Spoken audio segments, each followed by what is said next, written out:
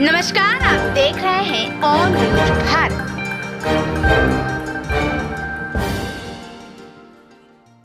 अरे भाई ना, अब आखिरी मौका है। कितना नारा लगाना लगाए, 400 लगा दें, 600 लगा दें। अब तो ये सब बात करने का कोई फ़ायदा ही नहीं ना।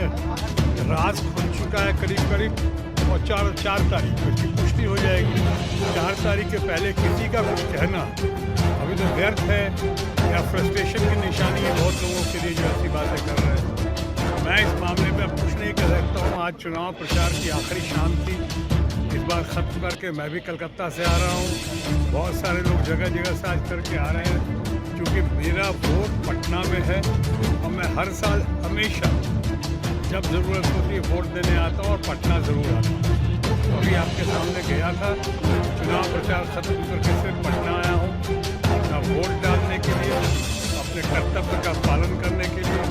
हर किसी को वोट डालना चाहिए, तो उसी सिलसिले में उसी कड़ी में मैं सामने हूँ यहाँ पे। अब बाकी जो बातें करूँगा वो 4 तारीख के बाद ही। तो अब आखिरी तरह का चुनाव है, क्या लगता है? नहीं, मैं तो बोल चुका हूँ, अपनी राय रख चुका हूँ हर जगह। इंडिया ब्लॉक जो है या यूनाइटेड अपोजिशन लगता है बहुत ही अच्छा कर रहा है, बहुत ही अच्छा कर रहा है। रिजल्ट बहुत प्रत्याशित होंगे, इंडिया ब्लॉक के फेवर में होंगे। एक तरफ यहाँ कह रहा हूँ, ये भी हमने कहा है कि ममता जी का, और आज जो बंगाल में जो आज की लहर है, पूरे देश में सबसे ज़्यादा सबसे बड़ा मतदान अगर कहीं हुआ है तो बंगाल में हुआ है। 78%, 80% को टच कर रहा है। और ये जो 7वां चरण है परसों, मैं समझता हूँ तो सारे पुराने रिकॉर्ड भी टूट जाएंगे। शायद 80% से ऊपर का होगा चुनाव कम से कम बंगाल में। उस बिना पर मैं कह सकता हूँ कि ममता जी इस बार बिल्कुल स्वीप करेंगी। और इस चुनाव के बाद जो केंद्र का चुनाव है, इंडिया ब्लॉक की मैसिव विक्ट्री के बाद मुझे पूरा विश्वास है कि ममता जी एक गेम चेंजर बनकर सामने उभर कर आएंगी। वो कुछ भी कह सकते हैं, उनको तो अभी कहने का कुछ है नहीं, किया तो कुछ है नहीं उन लोगों ने। अनफॉर्चुनेटली इतना मौका मिला वो प्राइस राइज पे बात नहीं करते हैं, बेरोजगारी पे बात नहीं करते हैं, डॉलर पेट्रोल की कीमत जो आसमान को छू रही है उस पर बात नहीं करते हैं, रुपए की कीमत इतनी गिर गई है उस पर बात नहीं करते हैं। किसानों को कहा था उन्होंने 2022 तक कि आमदनी डबल हो जाएगी, वो नहीं कर पाए। सिंगल आमदनी के भी नाले पड़े, मैं उस पर बात नहीं कर रहे हैं। लोगों को आवास देने की बात की थी, वो नहीं हुआ। सारी गारंटी फेल हो गई। तो हम नई गारंटी लेकर आए हैं सामने, जिस पे आज कोई विश्वास नहीं कर रहा है। इसलिए कि मेरे मित्र जो है आज भारतीय जनता पार्टी और एनडीए की, वो अपनी पूरी विश्वसनीयता खो चुके हैं, क्रेडिबिलिटी खो चुके हैं।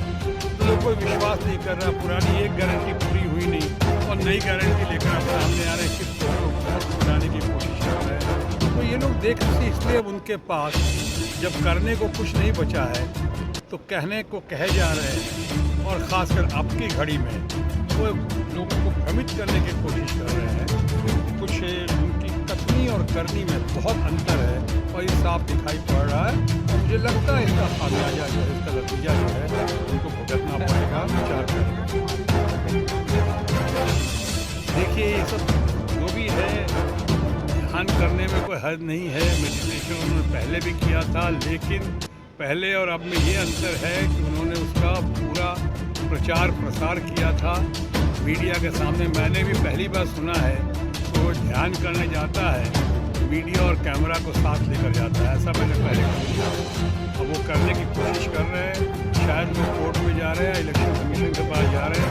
देखिए उसका क्या होता है, लेकिन कुछ भी कर लें। अब मैं कहूँगा माननीय प्रधानमंत्री के बारे में, जो हमारे मित्र भी है और भारतीय जनता पार्टी और एनडीए के वो शीर्षस्थ नेता भी हैं, मैं उनके बारे में भी यही कह सकता हूँ कि बड़ी देर कर दी मेहरबान आते आते। 10 साल में अगर कुछ किया होता तो ये सब करने की ज़रूरत नहीं पड़ती, इतने सारे हथकंडे अपनाने की ज़रूरत नहीं पड़ती। मैंने अभी कहा अपनी विश्वसनीयता खो चुकी है हमारी एनडीए और उनके दोस्त बीजेपी फ्रेंड्स। तो अब बहुत देर हो चुकी है, 4 को नतीजे सामने हैं। बिहार में तेजस्वी क्या जिस तरह से 291 सभा की, क्या लगता है 40 नहीं, तेजस्वी से लोगों को बहुत उम्मीदें हैं। तेजस्वी बहुत अच्छा कर रहा है और तेजस्वी ने जो काम किया है मैं समझता हूँ उसका बहुत अच्छा परिणाम मिलेगा। आज युवा पीढ़ी या बाकी लोगों को तेजस्वी के ऊपर बहुत भरोसा है और मैं समझता हूँ कि सो बहुत अच्छा परिणाम हासिल करेंगे। अपना साहित्य फिर से एक बार रविशंकर प्रसाद है।